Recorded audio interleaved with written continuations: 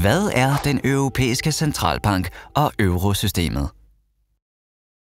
Her er Sara. Hun er på en rejse rundt i Europa. Hun synes, det er rart, at hun kan betale med euro mange forskellige steder, uden at skulle veksle penge. Og det er nemt for hende at sammenligne priser i forskellige lande. Hun tænker på, hvem der mon tager sig af euroen. Det har den europæiske centralbank, der ligger i Frankfurt, og centralbankerne i de lande, der bruger euroen, fået til opgave. Sammen udgør de eurosystemet. Eurosystemets vigtigste opgave er at fastlægge og gennemføre pengepolitikken for euroområdet.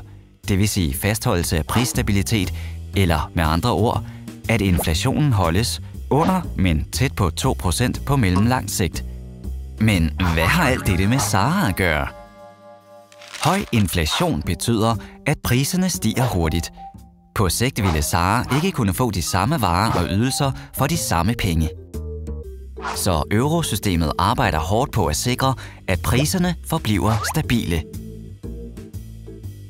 Det har en række standardværktøjer, det kan bruge i forbindelse med pengepolitikken. Det vigtigste af disse er de beslutninger, det træffer om de officielle renter, som påvirker økonomien og prisniveauet i euroområdet. Under krisen har eurosystemet også midlertidigt truffet yderligere foranstaltninger for at bidrage til, at euroområdet fungerer.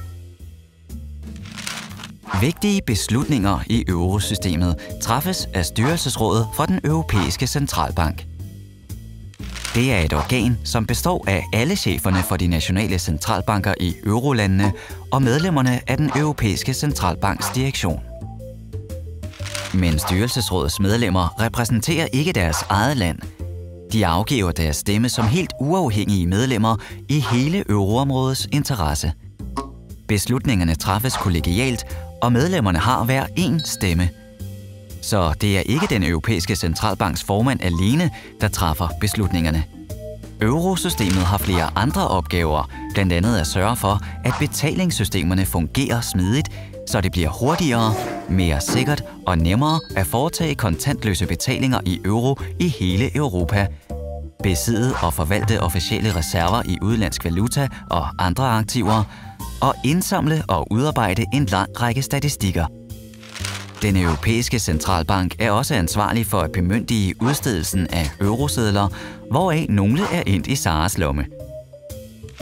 Så nu, hvor Sara fortsætter sin rundrejse i Europa, har hun en klarere idé om, hvad og hvem der står bag euroen.